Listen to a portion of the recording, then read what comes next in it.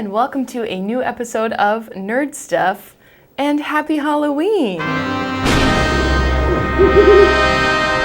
Nerd Stuff is a place where fellow nerds like you and I can gather together and geek out over the nerddom that is music production. Coming from a self-taught background, it's my goal to share the things I'm learning on my self-taught journey with those of you who find yourselves in the same category as me, self-taught, bedroom, hobbyist producers coming together and encouraging each other to improve on our skills and to ultimately get the songs off the hard drive and out into the world. And considering the occasion, let's recite the channel motto together. No more graveyards on hard drives. Although maybe today it's fine because it's Halloween, right? This is pretty cool, huh? Can you take me seriously in this getup? Who could say? Did you take me seriously before? These are mysteries that will never be solved. Halloween is a unique and special time because it's a free pass to make a fool out of yourself in public and no one will judge you, and to eat as much candy as your heart desires and just worry about it later. But it is also a good time to listen to some fun, spooky music. So today I wanted to take you on a trip down memory lane of a song that I released for spooky season a few years ago. The song is called Kit Kat Bar. I have the session open here and I'll walk you through the way that I took a previously released song and remixed it in a new way in order to make it appropriate for spooky season. So get those cauldrons bubbling and put your witch hats on because we are diving into this episode of Nerd Stuff. Get ready for context. I probably shouldn't do that. Mess up the microphone. Okay, back in 2022, I released my debut album called I'm Sorry. It's a 7-track album that I co-produced with my friend Spencer Riley, and one of the songs on the album is called Kit Kat Bar. I'll play you a little bit of it here so you can get the context of what it originally sounded like on the album. Cognitive dissonance, screwing up the path, losing all common sense because I'm ripping in half, snapping into breaking like a Kit Kat bar, cracking into falling apart.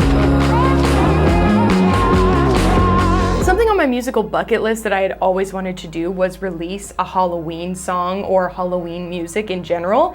And because this song already kind of has an inherently spooky vibe, I felt like it was the perfect song. And the fact that it's called Kit Kat Bar is candy. You see the connection? If you have a song that you feel like is a good contender for a remix, I honestly think that every producer at some point should remix one of their own songs. It's a great way to exercise that editor in your brain and be more objective about how you make music. Because if you're taking yourself out of the equation, then you can think more critically about how you want this song to sound, what you want to do with it, and it just opens up a new part of your brain that maybe you hadn't considered using before. It's very fun, and I'll show you a little bit about how I did it here. Okay, so I have the session open here for spooky version of Kit Kat Bar, and I'll play you just a little bit of the song to get some context, and then I'll walk you through the different elements of the song, showing you what I added for the remix.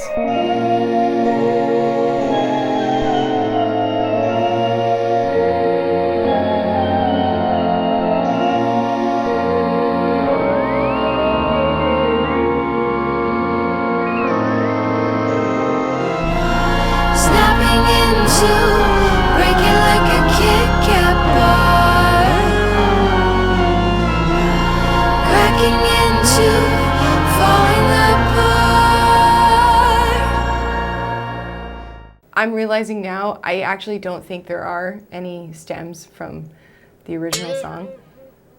So is it really a remix or is it just more like a redo? We'll call it a remix for the purposes of this video. Anyway, I digress. Let's go through and analyze some of the different parts.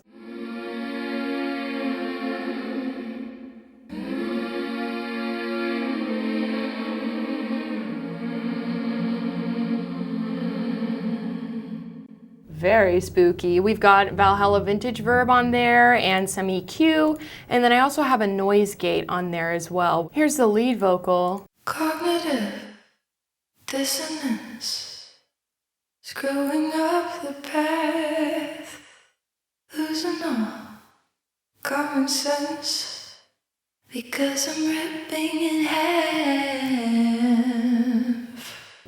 Okay, so we got more Valhalla Vintage. We also have this Isotope RX Deplosive, which I haven't used that in a while, so that's fun to see. I was using that plugin pretty frequently over a certain period of time, so it's fun to see like this time period of when I was using that a lot. I don't know, just memories of plosives. And we got the LA2A and just some EQ. Nothing too crazy, but it definitely sounds spooky, and I think that spookiness is coming from the micro shift on here. Let's see what it sounds like if you turned it off. Up the path, losing all common sense. Oh, and the Valhalla. Because I'm ripping in half. Yeah, the Valhalla and the micro shift are really doing the heavy lifting to make it feel very haunting. Snapping into, breaking like a Kit Kat bar. Cracking into, falling apart. Let's see what else is going on in there, in that section. Don't text me on nights and weekends. That's when I go off the deep end. So there's no bass? What's happening here? Where's that bass coming from? Oh, it's the Minilogue. Ooh, that sounds fun. I must have played that by hand. How else would you play a synth? With your foot? You could. Where there's a will, there's a way. But I mean, like, not arpeggiated, I just played it. And it sounds pretty good because it doesn't look like I quantized it or anything, so go me. And then we've got this organ going on there too. Well, that was fun and unexpected. And then we've got this other organ and a choir and glockenspiel happening. And some Casio as well, the Casio Tone 202, which I shared briefly in my last video about my studio tour. That thing is pretty fun.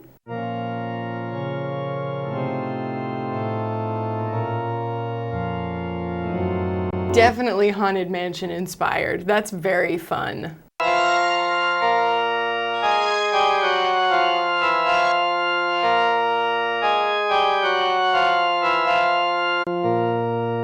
Whoa. Decapitator is doing exactly what it is describing here. It sounds like an old radio.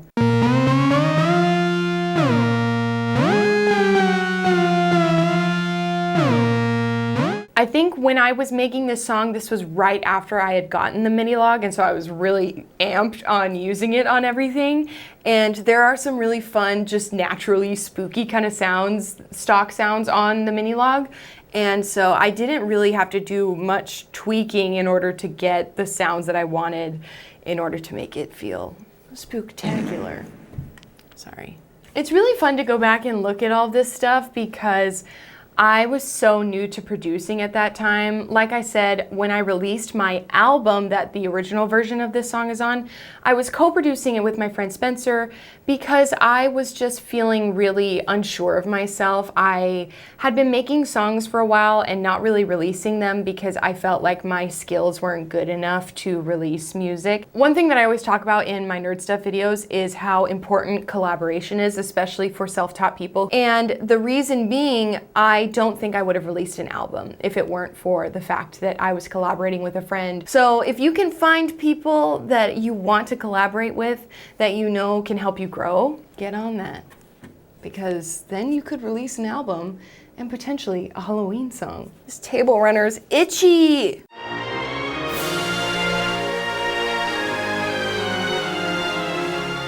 I would venture to guess that these are BBC Orchestra, the free plugin from Spitfire Audio. I've also got Decapitator on the strings as well. We were just loving Decapitator that day.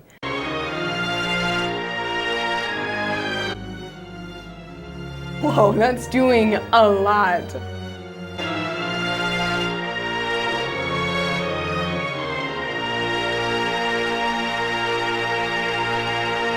How fun! That sounds great. Cracking into, falling apart. Let's go through some of these background vocals. So clearly there's a lot I'm not sure that there's a method to the madness, but we could definitely take a look and see if there's reasons why there are so many. Oh, we got some like Foley stuff, like spooky breath, some oohs and ahs.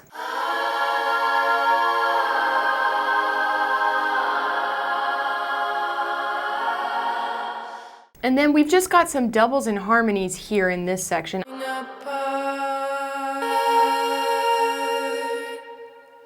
Snapping into, breaking like a Kit Kat bar. Okay, so here's the method I'm seeing from just analyzing it. We've got two harmonies, a higher one and a lower one. We've got a low double of the melody, and then we've got some really airy, breathy doubles.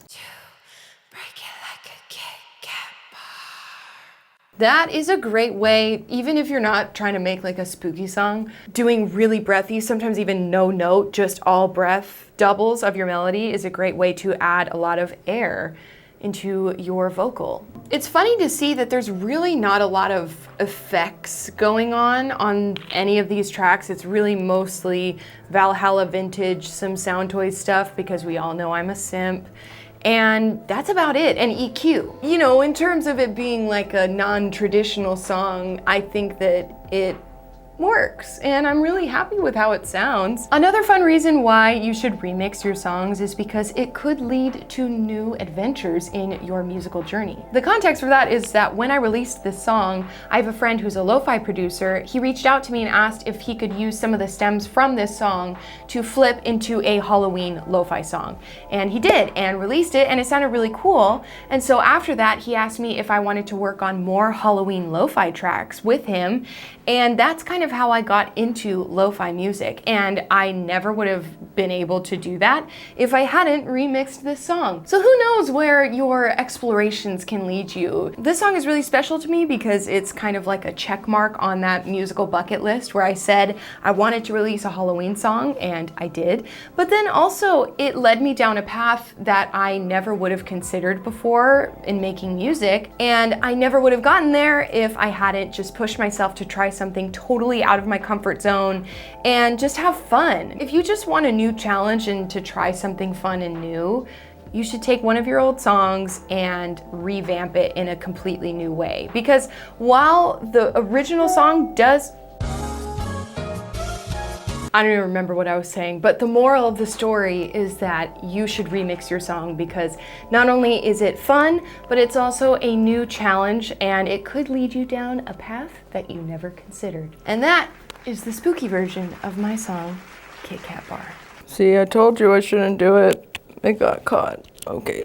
That's all for this episode of Nerd Stuff. Thank you so much for watching. And I also want to give a big shout out to my subscribers because just over this last week, I hit 2,000 subs here on YouTube.